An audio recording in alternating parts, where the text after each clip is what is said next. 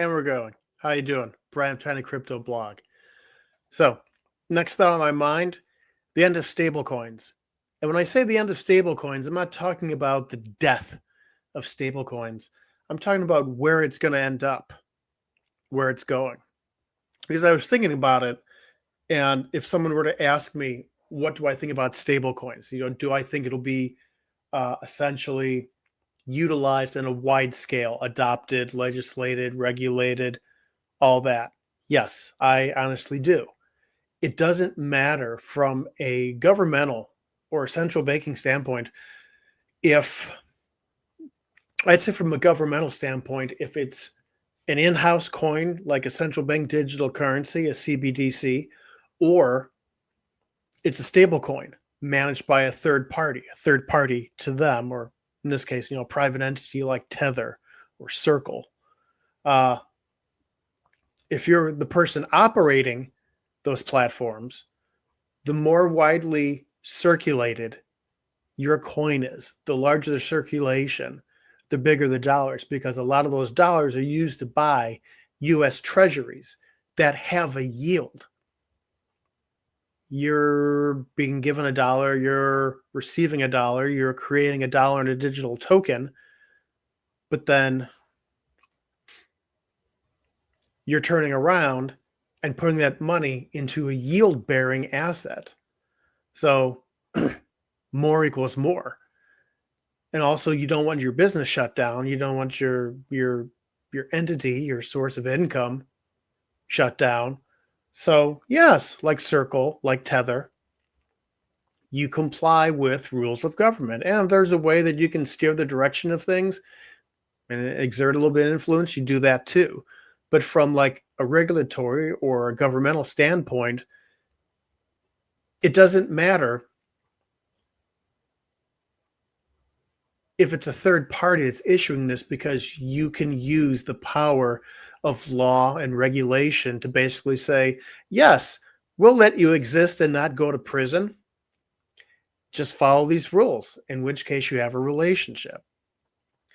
Where I see things changing is as the utility of stable coins and the usage expands, as the company's involvement in finance changes and evolves, as it grows, that's going to be a very tempting target to want to influence the operations. And eventually I could see it.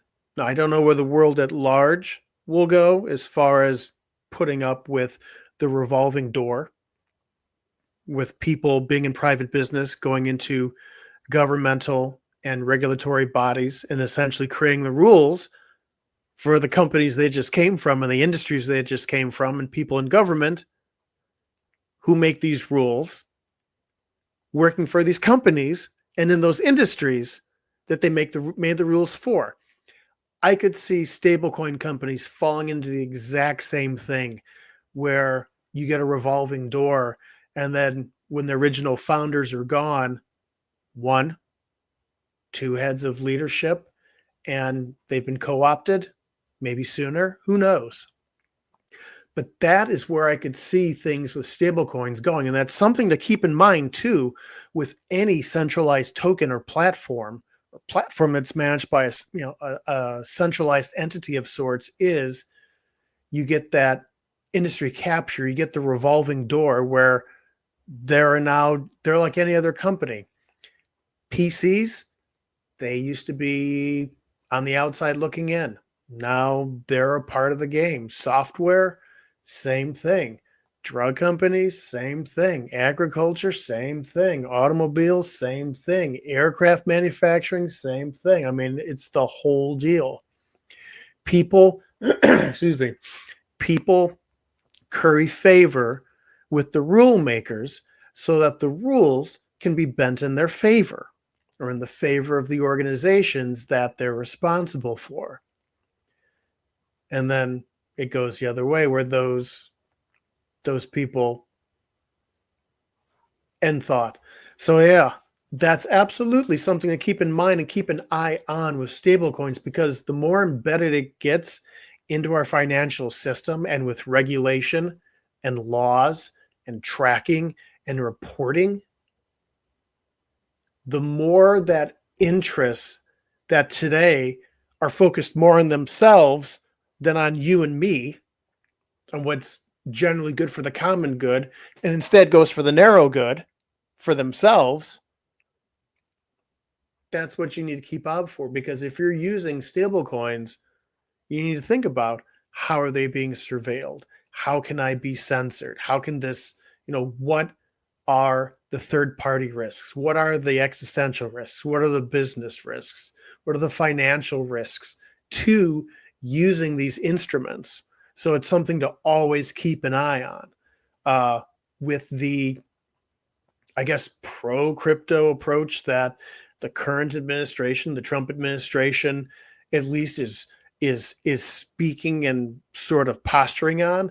I think it's more an adoption, and we're absolutely going to see adoption coupled with legislation and regulation. It's not just going to be, oh yeah, go do your thing like you were in 2017, and we'll help promote you. No, no, no, no, no, no, no, no, no. It's, you're in mainstream adoption.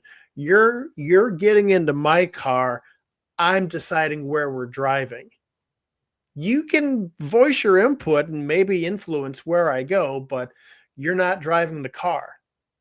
We're not doing those days anymore. It's, you're with the big boys, and the big boys sets the laws and the regulations. So something to keep in mind. And I'll leave it at that.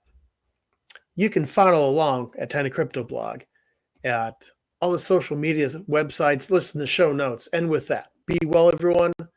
Talk to you soon.